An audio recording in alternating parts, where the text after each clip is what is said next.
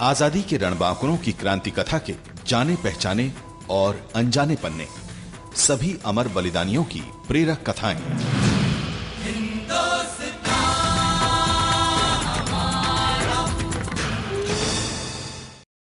13 अप्रैल 1919 अमृतसर के जलियांवाला बाग में सभा कर रहे हजारों निहत्थे लोगों पर अंग्रेजों की सेना ने बेशुमार गोलियां बरसाई थीं। इस हत्याकांड का खलनायक था पंजाब का तत्कालीन गवर्नर माइकल ओडायर। रिटायर होकर इंग्लैंड पहुंचने पर नरमेध रचने वाले इस व्यक्ति का नागरिक अभिनंदन किया गया। अंग्रेजों को लगा था कि हिंदुस्तान सब कुछ भूल जाएगा, मगर ये उनकी भूल थी। इस हत्या का बदला लेने का संकल्प एक ऐसे बालक ने किया जो हत्याकांड का प्रत्यक्षदर्शी था। उस समय उसकी उम्र केवल 12 साल की थी। उस बालक का नाम था ऊधम सिंह। बड़े होने पर बदला लेने के विचार से ऊधम सिंह इंजीनियरिंग की शिक्षा प्राप्त करने इंग्लैंड जा पहुंचे। ये बात 13 मार्च 1940 की है। सेंट्रल एशियन सोसाइटी और ईस्ट इंडिया एसोसिएशन के तत्वावधान में अफगानिस्तान विषय पर एक भाषण का आयोजन किया गया था। कार्यक्रम खत्म हुआ। भीड़ को चीरता हुआ एक भारतीय नौजवान उस जगह जा पहुंचा जहां हजारों लोगों के रक्त से रंजित हत्यारा माइकल ओडायर बैठा था। ये नौजवान कोई और नहीं, ऊधम सिंह थे। ऊधम सिंह ने अपनी पिस्तौल से दनादन 5 गोलियां छोड़ी और माइकल ओडायर को ढेर कर दिया। अंग्रेजों ने न्याय का नाटक रचा और आशा के अनुरूप ऊधम सिंह को मृत्यु दंड सुना दिया गया।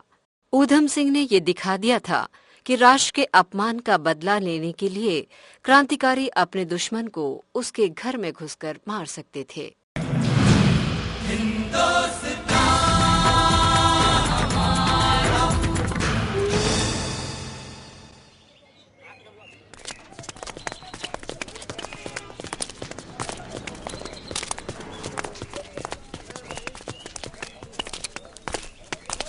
मेरा बस चले ना तो वहीं जाके उनकी पूरी फैक्ट्री में आग लगा दूंगा।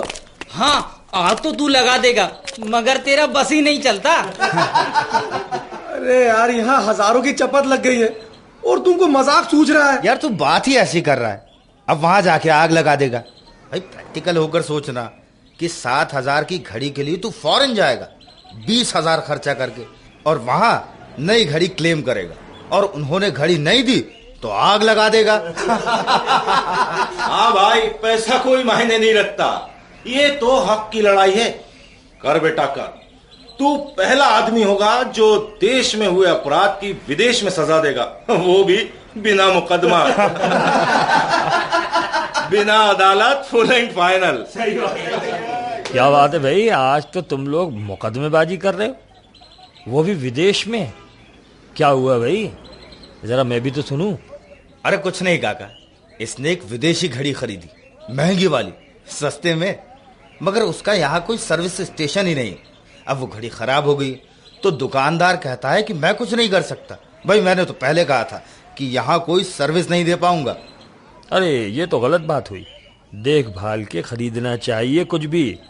अरे काका, वैसे तो 3-4 लोगों ने और खरीदी है मेरे परिचितों में, मगर मेरी ही घड़ी खराब होनी थी। अब ये तो मशीन है बेटा, उसका क्या भरोसा, जब तक चले तो चले, ना चले तो परेशानी।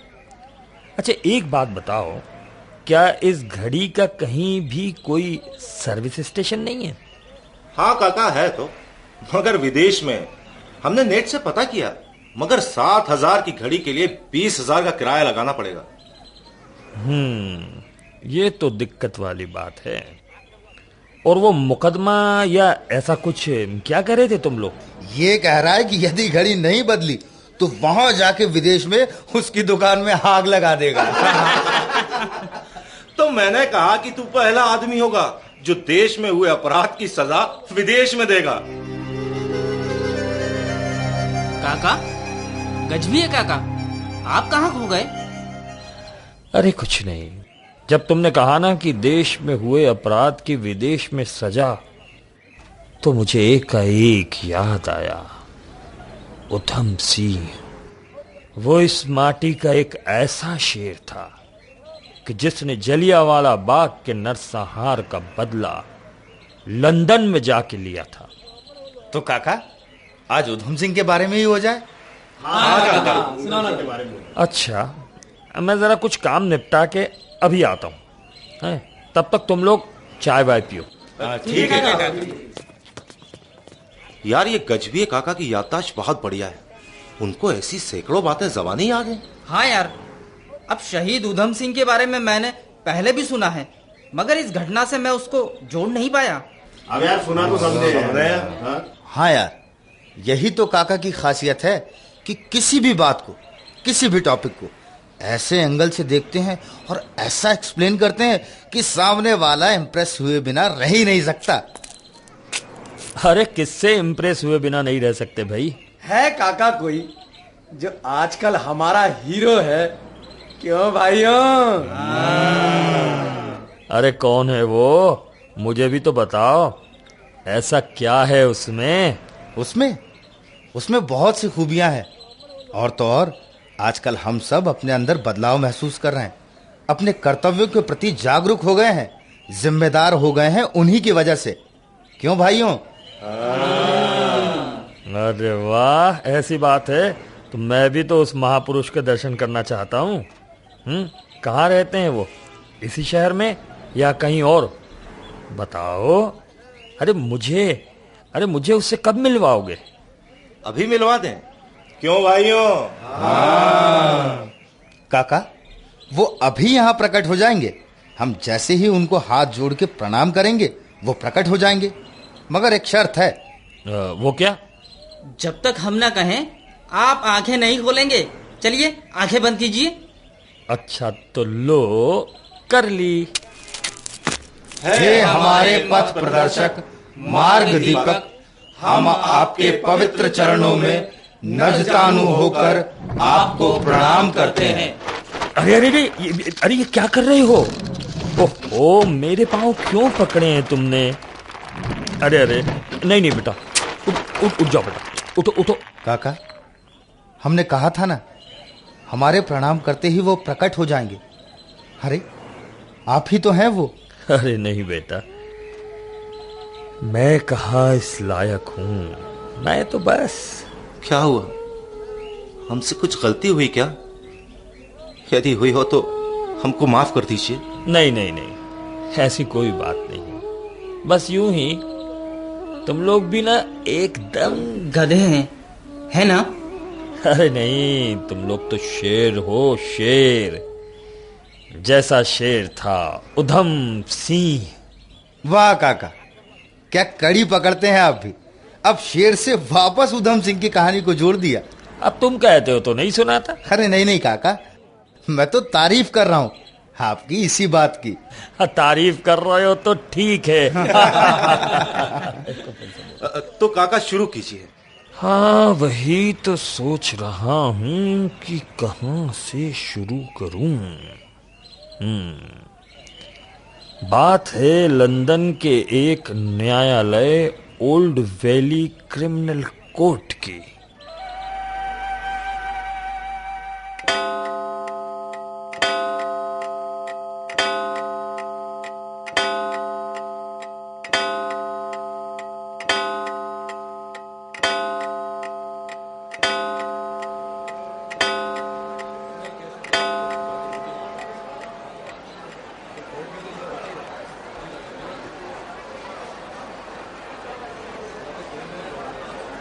भाई, मैं तो उस शेरदिल को देखना चाहता हूँ जिसने दिन दहाड़े इंग्लैंड में ही एक ब्रिटिश ऑफिसर को गोली मार दी।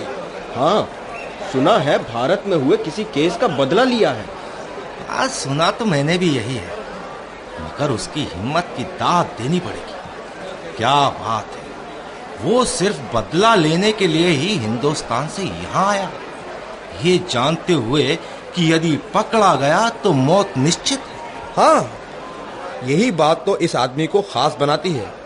और मैंने तो सुना है कि जिस केस का इसने बदला लिया है ना, वो घटना तो बरसों पुरानी है। अब क्या कहें, मगर इसने जो किया है वो सचमुच में बहुत दिलेरी का काम है। देखो बाप रे, ये तो पूरा पहाड़ लगता है, काजल का पहाड़। हिंदुस्तान के शेर के बारे में बहुत सुना था, मगर अब इसको देखकर उस शेर को देखने की इच्छा ही मर गई। वाह, क्या शानदार व्यक्तित्व है। ये तुमको कहीं से हत्यारा लगता है?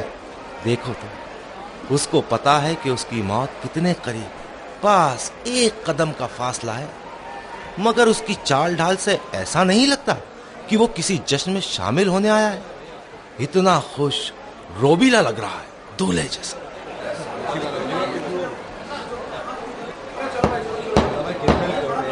Order order. Mister Udham Singh, तुम्हें कुछ कहना है?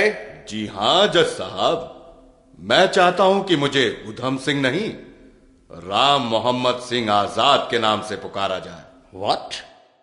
किस नाम से पुकारा जाए? ओह सॉरी जज साहब, मैं चाहता हूं कि मुझे राम मोहम्मद सिंह डिसूजा के नाम से पुकारा जाए। ऐसा कैसे हो सकता है?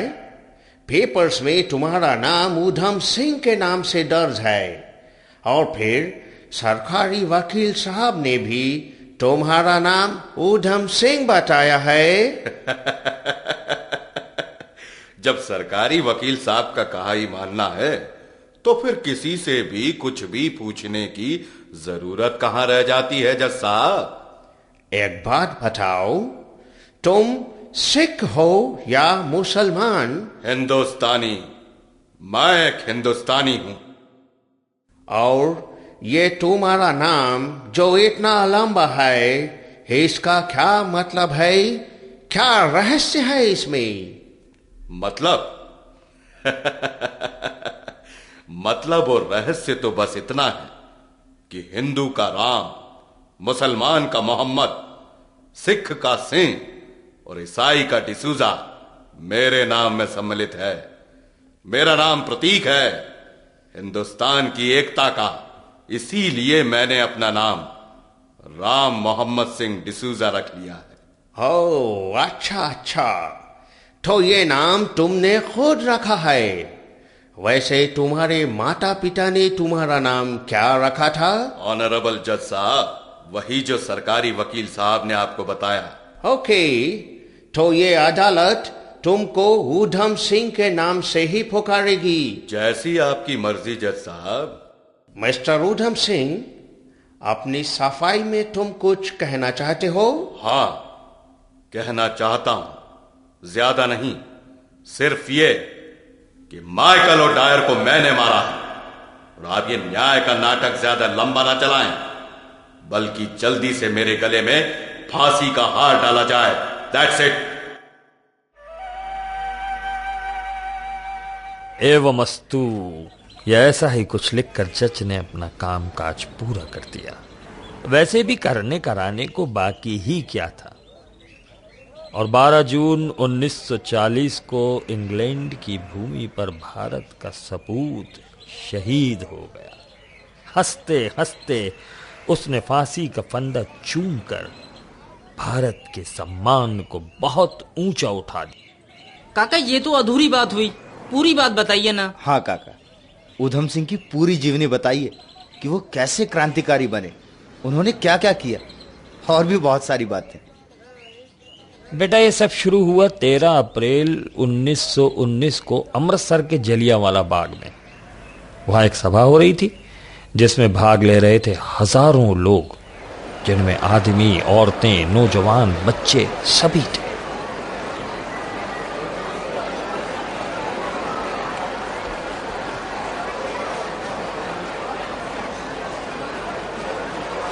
साथियों, हमारी आज की ये मीटिंग अंग्रेजी सरकार की कोई खिलाफत नहीं है, शांतिपूर्वक प्रदर्शन है।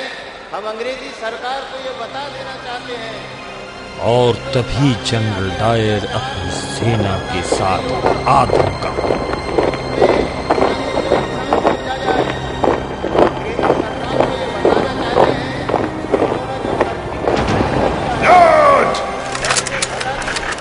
और निहत्थे लोगों को बरसाने लगा गोलियां।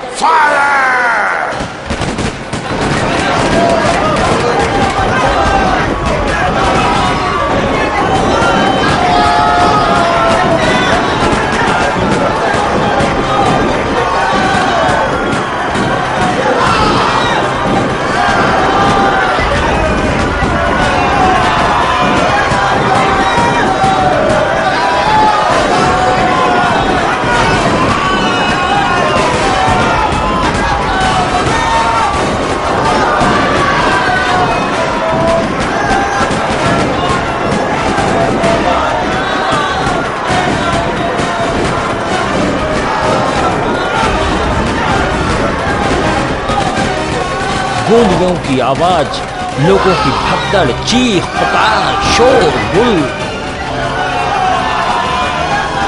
इस तरह लोग चीखते रहे, इधर उधर भागते रहे और जालिमों की गोलियां उनको निशाना बनाती।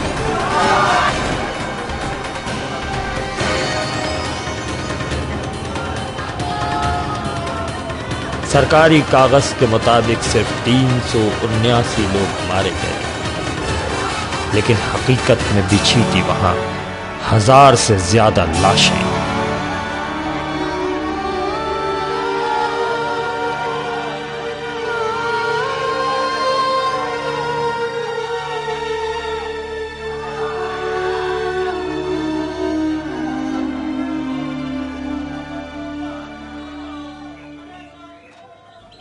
जितने लोग वहां मारे गए उससे दुगने से कहीं ज्यादा खून से लथपथ वहीं पड़े रहे। रात भर अंग्रेजी हुकूमत ने तड़पता छोड़ दिया उन्हें और बूंद बूंद पानी तक को तरसते रहे बेचारे। उन्हें पानी तक नहीं दिया किसी ने? कौन देता बेटा? जालिमों ने उनके अपनों को मिलने तक नहीं दिया उनसे। दया तक नहीं आई जालिमों को। तुम दया की बात कर रहे हो बेटा? अरे अंग्रेज हुकूमत तो जश्न मना रही थी, जश्न। जश्न हजारों घरों के चिराग बुझाने का, किसी बूढ़ी मां से उसका बेटा छीनने का, किसी बहन से भाई तो किसी का सिंदूर उजाड़ने का। अंग्रेजों को लगा कि उनकी इस वहशियत के बाद हिंदुस्तानियों के दिलों में अब आजादी का ख्याल तक नहीं आएगा। लेकिन सिर्फ 12 साल के उधम ने अपनी आंखों से देखा था वो खौफनाक मंजर, हिंदुस्तानियों की पीठ पे लगा वो खंजर जिसने उसे मजबूर किया बागी बनने को। लेकिन काका, 12 साल का लड़का तो कुछ ना कर सका होगा। बेटा, उम्र जरूर कम थी उसकी, लेकिन हौसला बहुत बड़ा था। यह सच है कि उस वक्त तो कुछ न कर सका, लेकिन दिल ही दिल में जलती रही बदले की चिंगारी। बल्कि वक्त बेवक्त अंग्रेजी हुकूमत की क्रूरता ने उसके जख्मों पर नमक ही छिड़का और वक्त के साथ साथ दिल में दबी बदले की वो चिंगारी शोला बन गई। वो शोला जिसकी तपिश अब जवान उधम सिंह को खुद जलाने लगी थी। लेकिन काका, उधम सिंह के बड़े होते होते तो दोनों ऑफिसर देश या दुनिया से जा चुके होंगे। ये सच है कि माइकल ओडायर वापस इंग्लैंड जा चुका था और जलियांवाला बाग कांड करवाने के लिए उसे अंग्रेजों ने इनामों से नवाजा और 20,000 पाउंड भी दिए। इन सारी बातों की खबर थी उधम सिंह को। वो तो बेताब था उससे बदला लेने को, और अब तो वो वक्त भी आ गया था जिसका उसे इंतजार था। जवान उधम सिंह की कदकाठी थी भी ऐसी कि लोग उसे देखे बिना न रहते। भरा पूरा शरीर, अच्छा कद। वो सब तो ठीक है काका, पर उधम सिंह ने बदला लिया तो कैसे? अब वो तो थे हिंदुस्तान में और माइकल ओडायर बैठा था 7 समुंदर पार इंग्लैंड में। अरे बेटा, जब आज इंसान चांद तक पहुंच गया है तो इंग्लैंड कहां दूर था। वो भी उधम सिंह के लिए इंजीनियरिंग करने के बहाने जा पहुंचा वो इंग्लैंड, और वहां जाकर पल पल की खबर रखता था वो माइकल ओडायर की। फिर क्या हुआ काका? फिर क्या, एक दिन वो वक्त आ ही गया जब उधम सिंह की आंखों में बचपन से देखा सपना सच होने की कगार पर था। 13 मार्च 1940 को अंग्रेज अफसर ईस्ट इंडिया एसोसिएशन और रॉयल सेंट्रल एशियन सोसाइटी के एक कार्यक्रम में घर से ये कहकर निकला, या I'm going for an important meeting there. I'll be back till tea time. Alright? Okay, bye.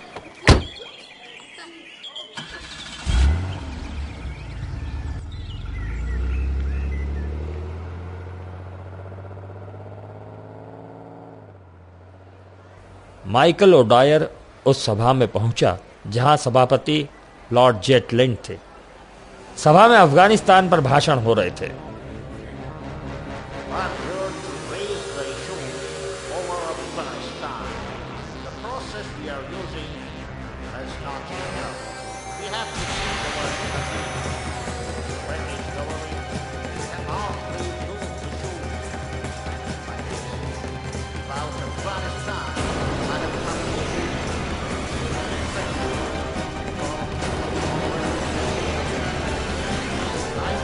और जैसे ही सभा के खत्म होने का समय हुआ, भीड़ को चीरता हुआ उधम सिंह वहां पहुंचा।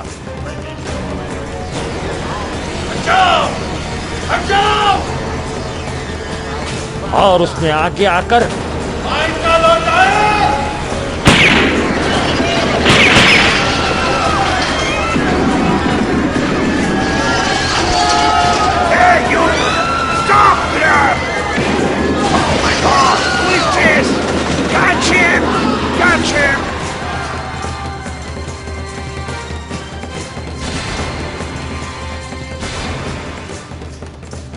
उधम सिंह उस भगदड़ में भाग नहीं पाया और वो पकड़ा गया। लेकिन वो सपना, वो ख्वाब पूरा हो चुका था जो उसकी आंखों में बचपन से पल रहा था। पकड़े जाने का भी कोई अफसोस नहीं था उसे। डर के अंधेरे से नहीं, जीत के उजाले से चमक रही थी उसकी आंखें। फिर क्या हुआ काका?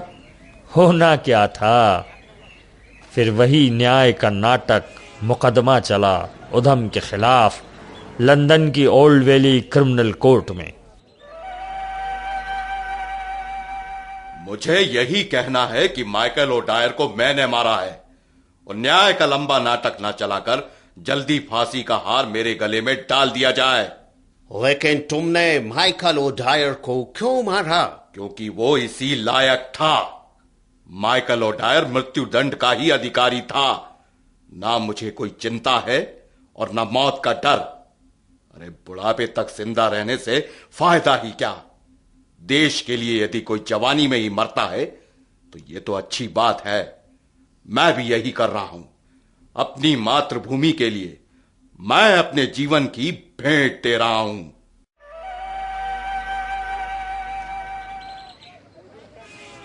फिर क्या हुआ काका? फिर क्या, वही हुआ जो वो चाहता था।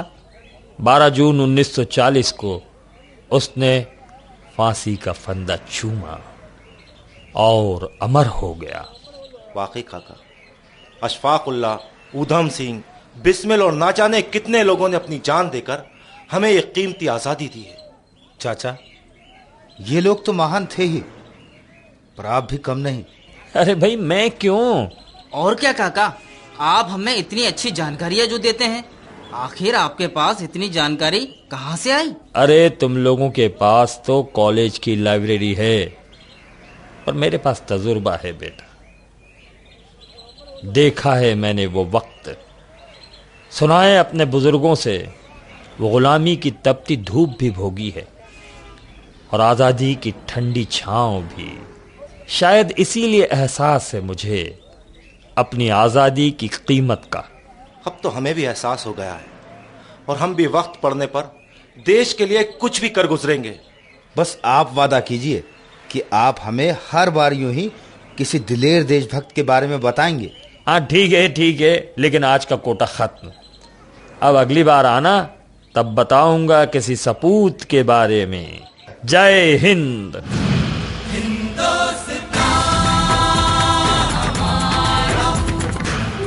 निर्देशन मॉरिस लाजरस। परिकल्पना श्रीराम तिवारी। समन्वय संजय यादव।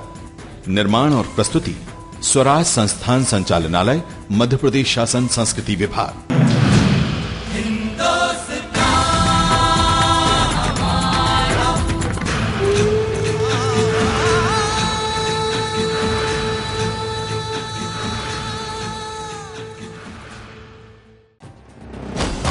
मान मान का भान स्वाभिमान का, देशभक्त रक्त तप्त भक्त प्राणदान का। अधीर मन अधीर तक लब्ध वेग बाण का, भय विहीन लक्ष्यहीन प्रवास है प्रयाण का। सुराज्य हो स्वराज्य हो ध्यास है ये प्राण का, ध्यास है ये प्राण का, ध्यास है ये प्राण का। दिल मिलाया दम्भ जो विरोध जन्म ले रहा, कुचल दिया था स्वाभिमान जिंदा फिर से हो रहा। जननायक स्वाधीनता संघर्ष की महागाथा।